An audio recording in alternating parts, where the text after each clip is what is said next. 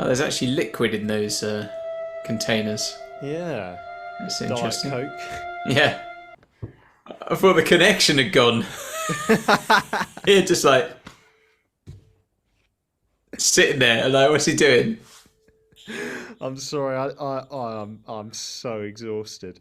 To me, that was quite compelling in my head, but it worked less well than when I actually tried it. See what you think on the rewatch. Yeah.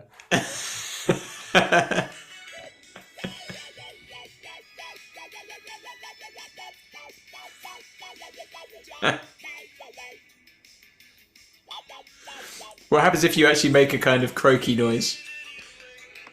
What, while I'm doing it? Like the Cybermen, yeah, while you're doing it.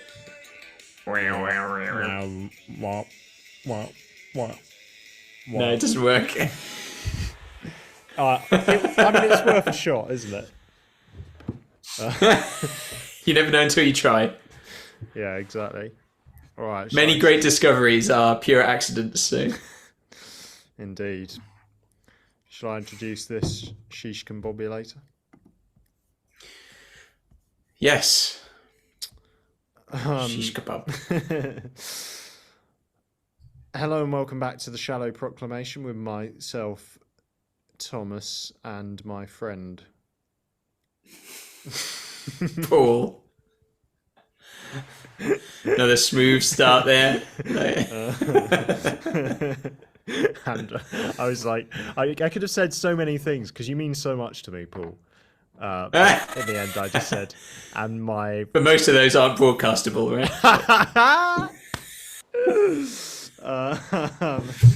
And yes. Anyway, family channel. It's time to finish up with the Moonbase. So we got part 4 of this classic Doctor Who Cybermen story. We've been enjoying it, haven't we, Paul? Yeah, very much so. And yeah, particularly the ending of the last episode was really great. So I'm looking forward to getting some of that in the recap, hopefully. Yeah. I mean, and the fact that episode 3 was a surface party where they dropped acid. Some acid. Yeah. What more do you want? I don't even know what the pH of acetone is. Maybe it's strongly alkaline. I don't know. It dissolves via some other means. Anyway, what I am glad of is that this is going to be actual footage, isn't it? This final part. So yeah, so another bit of moving Troughton, which is always good. Yes, indeed. So should we jump into it? Just to say, you do look like your headphones do make you look like a Cyberman. Well, yours are pretty similar. Like, yeah, I'm kind of Diddy. Like a small Cyberman. Cyberman Nano. Yeah, exactly. Cyberman Light. Yeah, I met someone called Didymus the other day. Did you? Yeah. But I'm called Thomas, and you know how in the Bible it says Thomas, also called Didymus. So it was like, wow. Like, is it like a proper declension, like mus at the end of a word? Didymus, Thomas, hippopotamus. Oh, that's a good. Yeah, what does mus mean? I don't know. Let us know in the comments. That's today's starter question. Our episodes are gradually developing this kind of format, aren't they? It's like we have a little starter for 10. Then we maybe watch a bit of Doctor Who. Then we debrief and watch some random YouTube video. Here we go. Oh, look at that. Oh, it's just gorgeous, isn't it? They're walking nice and slow as well. Yeah. You can kind of tell that that's a rug though. Like, I know it's got stuff on top of it, but you could see the way it moved. It was like something being put down on the ground. Nice integration with the backdrop though. Yes. We've discovered your passageway and blocked it. You cannot enter now. No one likes having their passageway blocked. Is that when you perform the Heimlich maneuver? Oh, it wasn't like that before. No, that's the other end. Oh.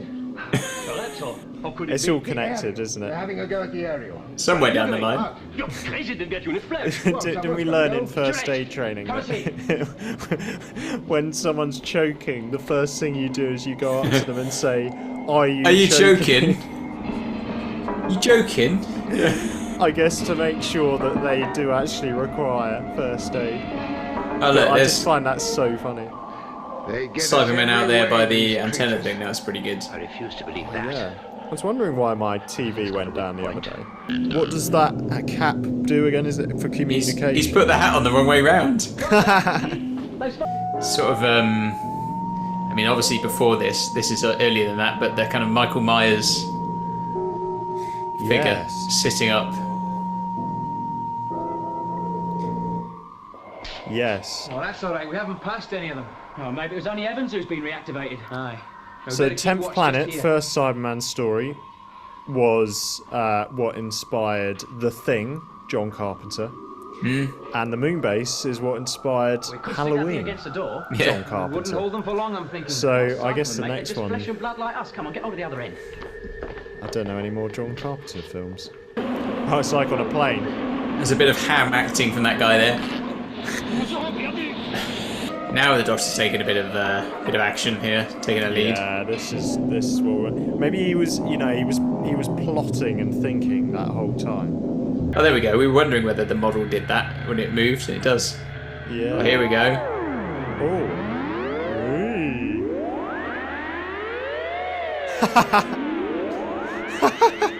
Oh, that's beautiful. Oh, there's actually liquid in those containers. Yeah. That's Diet interesting. Coke. Yeah. Doctor, look!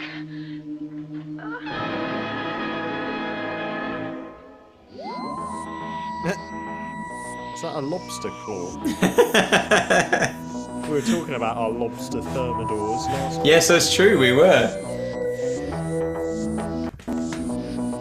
You know, it was a good setup and payoff, wasn't it? You're like, oh, of course they should use the gravity machine to save the day. So I like it when you've got something that's set up from the first episode and then. Is this Chekhov's gun? Yeah, exactly. Chekhov's gravitron or whatever it's called. Yeah. So that was pretty much... It's the rifle in the Winchester, right? Yes, exactly. Yeah. That's perfect. That's a literal Chekhov's Literally. gun, isn't it? Yeah. Go to the Winchester and wait for all of this to blow over. Yeah. Yeah, and so I think that's probably my highlight was just that bit where the Cybermen were lifted up at the end. Yeah. So yeah, what about you? Yeah, I mean, I think, it's a good solution to the story. Like a way, obviously to use that to get rid of them. It's a little sudden, like it's over a little bit too quickly. But that's sometimes been the case with a number of the things we saw in the Hartnell era as well. It just felt like, oh, that's it, back to the TARDIS. But it was nice in those last few minutes to see the Doctor being proactive in that. So, as I'd said partway through, how he's basically in the background of even of the scene, let alone the story. It's him who kind of takes charge at the end there. And I think that's good because what you want to see is Troughton's Doctor actually being the Doctor and doing the work. You make a good point about it was over a little bit too quickly. I think the film critic Mark Kermode pointed this out. It's the perpetual challenge with Doctor Who is that with each story they've got to make the enemy seem really formidable, and it's like there's no way they can get out this time.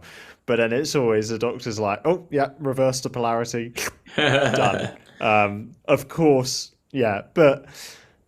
So the stakes get higher and higher, but then the fix can sometimes be a little bit underwhelming. But yeah, I mean we've seen worse, haven't we?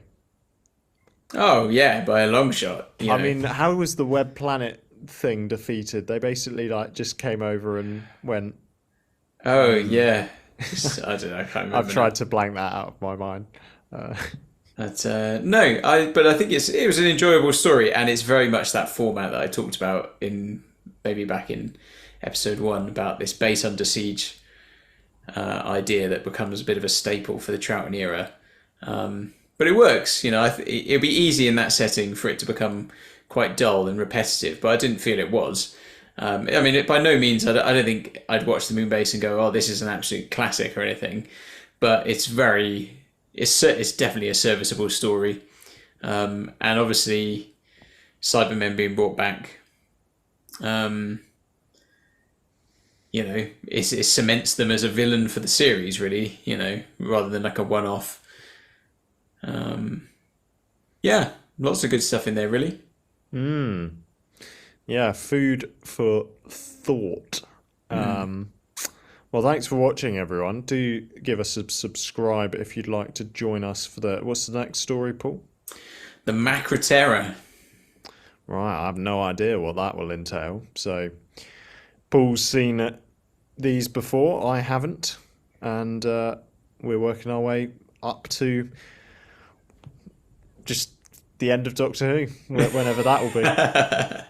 We will react to, it's worth saying, isn't it, that when the new stuff comes out, we will react to that probably, you know, sharpish rather than waiting years.